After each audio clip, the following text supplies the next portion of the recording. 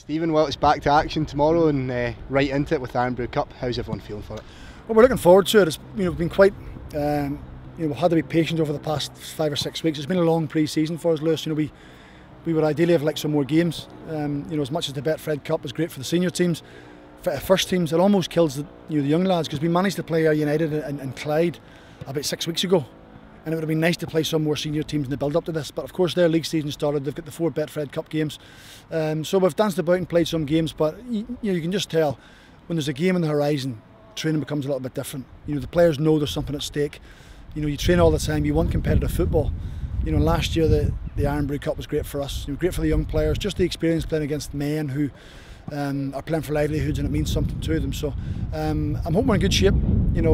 Queen's Park had a bad result on Saturday, but we've had them watch 3 or 4 times, and we think that's a one-off for them. So Gus will fancy his chances. They'll be a strong side. We saw them at Hampden. They want to try and play as well. They won't just lump the ball back to front. So we'll have to be physically ready to compete, but I think technically as well we'll have to be ready to compete, and fingers crossed we are. It's a good way to start competitive football, isn't it, Stephen, having that professional team like Queen's Park coming here, and it's Stirling, and it'll be an interesting encounter, won't it? Well, it'll be great for us, a great test for us, and Queen's Park will quite rightly be favourites. They're a League One side. I know Gus does tremendously well every year to try and keep that club in that division. They don't pay wages. Players have to come and play just because they want to play for Queen's Park and they want to play at Hampden Park. So it's a huge ask for him every year, but every year he delivers. They played Partick Thistle last year in the competition and beat their under-20s 3-2. So I know he's lost a few players since then, but they'll be right up for the occasion. I know Gus too well to think he won't just turn up and put a team on just to fulfil the fixture. They will want to win and bounce back from Saturday. So, but that's what we need. We need to play against people who have a hunger to go and try and beat them. And I don't mean smashing to bits, but who'll go and challenge him, who'll chase things down, really mean something. Some of these lads at Queen's Park are playing for a career, potentially making a move somewhere else. So, I hope we're ready for it. I think we are. We've trained well over the past 5 or 6 weeks. At times we've had little dips because we've wanted competitive games and it hasn't come around quick enough for us. So tomorrow night we can let the leash off, we can let them go free, and fingers crossed they can go and deliver. Yeah, and there's a bit of a new look to the boys, Stephen. A few new arrivals, a few boys stepping up, but a similar feel to it, and the boys look ready. Well, we hope so. It's we think back just over 2 years ago in the Youth Cup team. I think we've only one player potentially who started that night, starting tomorrow night. So it's been quite a big turnaround of players. Some players have moved on, some have progressed up to the first team, are in the first team squads, round about the first team there. Which is what we're here to do. So we're a little bit younger this year. I think most sides are. Out with Celtic and what have you. I think a lot of the other sides are young, probably a little bit younger. So we're a little bit younger, but we've had some of the players here who have been here for the last 2 or 3 years. So they know the drill, what we're looking for. They know how we want to play. The new lads coming in have to be ready to step up. They have to be ready to show the standard we're looking for.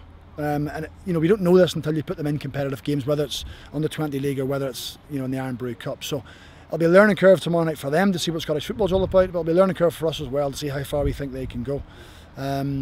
Change is always inevitable. That's always going to happen. That's up to myself and Big Mick, who's joined me the last couple of days, to make sure we're prepared for it. I've just spoke for about an hour and a half there in the training ground, going through set plays and shapes, so fingers crossed something comes off tomorrow night. And there are those new faces, but like you say, there's a familiar face around, but in a new role. Steve McManus, how's it been with him? Yeah, well, I think it's something that's been in the pipeline for the past 5 or 6 weeks. Probably even as far back maybe towards the end of last season, when he was thinking about how he'd finish his career and what he would do. So, but what you have to remember is he's just at the start of his coaching career. He hasn't coached an awful lot. So as much as he wants to come in and he's keen to learn, he wants to move on, there's a general progression of learning what people are wanting to do, understanding systems, how to combat it, how to set a team up, how to do your set plays. All this stuff becomes more important, and I don't think there's a better age to learn than your mid-30s. Some people leave it a little bit later and play a little bit longer. It can be difficult, but starting at the bottom and working your way up. It's amazing how many things you pick up, asking people questions, watching what coaches do, learn how to edit and clip games and how to put meetings together. People get first team jobs and have no idea what to do. So it's a great learning curve for him to come in. Hopefully I can pass something on to him. I think his knowledge will certainly help me and will help the manager and help Keith.